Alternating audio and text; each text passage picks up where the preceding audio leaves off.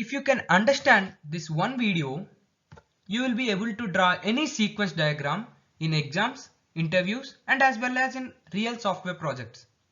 So in the next few minutes, I will show you the simplest step-by-step method using a daily life example that actually works. Okay. First of all, you should know what is meant by sequence diagram.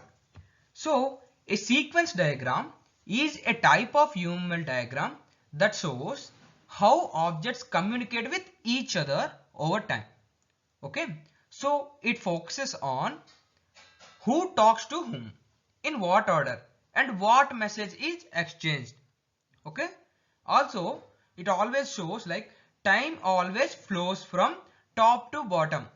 The first message will go in the top place and the last message will be in the last place. So that is what time always flows from over time from top to bottom, which is the most important rule that you have to remember. So mainly this will be used in real life examples or like in examples, and as well as interviews also they will ask about a sequence diagram. So now let us know where these sequence diagrams are used. So sequence diagrams are not just for exams. They are widely used in real life applications like online shopping, ATM systems, login authentication, ticket booking, and client server communication. That's why this topic is asked in exams and valued in the industry as well. Okay, so why this is the most important topic, and it will come to exams because of these reasons. Okay, now let me tell you a daily life example. Daily life example that we will use. So to make this crystal clear, we will use a daily life example that everyone understands. So ordering food using a mobile app. So the user places an order, the app processes it, the restaurant prepares it, and the delivery partner will deliver it, right? So this single example can help you draw any sequence diagram. So we have taken this example of ordering food via mobile app. You can assume this as Zomato, Swiggy, anything. Okay, what will happen? The user performs an order in the app. So the app processes it and the restaurant prepares it and the delivery partner will deliver. This is a simple flow. Now let me tell the steps on how to draw a sequence diagram for this application. Okay, so step 1. Step 1 is always to identify the actors and objects. So whenever, see here I am explaining about a daily life example, but whenever you got this as a question to draw like a sequence diagram from any given information, so in that information what you need to find first? You need to find what are the actors and what are the objects. Okay, what are the actors and what are the objects, like that. So step 1 is always to identify the actors and objects. The actor is the user and the objects are the mobile apps, restaurant and the delivery partner. So you have to write all of them neatly at the top of the page from left to right. Okay. Okay. Now next, draw lifelines. Now draw vertical dashed lines below each object. Okay, so these are called the lifelines.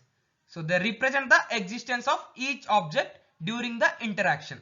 Okay, remember time flows from top to bottom, never sideways. Okay, first action will happen in first and after that second action will be down, not parallelly or anything else. Okay, now step 3. Step 3 is start interaction, that is messages. Next, we start the interaction.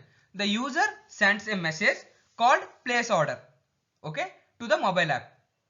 So messages are drawn using horizontal rows.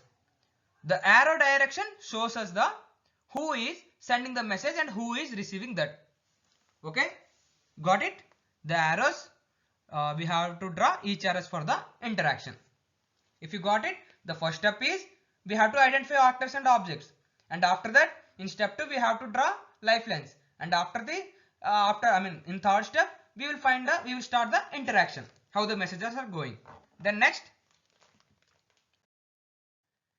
Internal processing. So after receiving the order, the app sends the order details to the restaurant. Okay.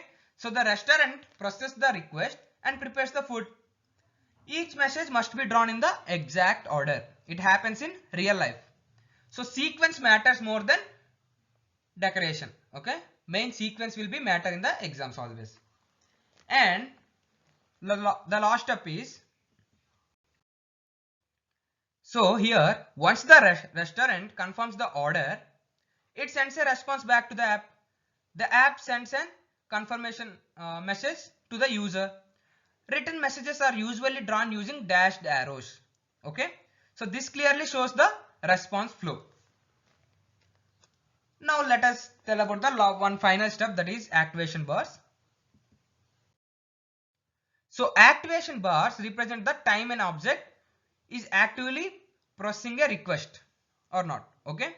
They are drawn as thin vertical rectangle on lifelines.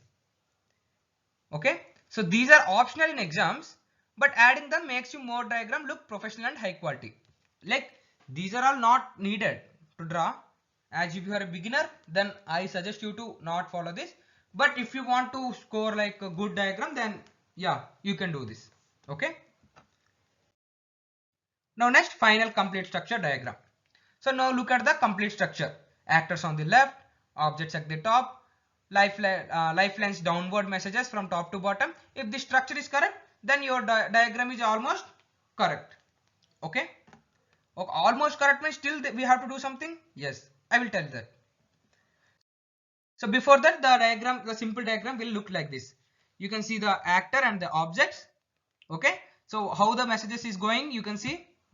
First select food, first one, and after that make payment. After that restaurant will confirm the order. Order confirmed. Like this, simple. This is a simple final sequence diagram. Okay. Now as I told, drawing a diagram will get 80% of marks. Then what about the 20%? How to write this in exams? In exams, always start with a one line definition. Then mention the actors and the objects involved. Draw the diagram neatly, label all the messages and maintain spacing. This is enough to get full marks. Okay. Start with explanation, mention the objects and the order, like actor, and then draw diagram neatly. And then label messages. That's enough. Okay. This is the way to solve a question in the exam that is given about sequence diagram. Not only sequence diagram, but the same case will be used for use case, class, collaboration, everything. Okay.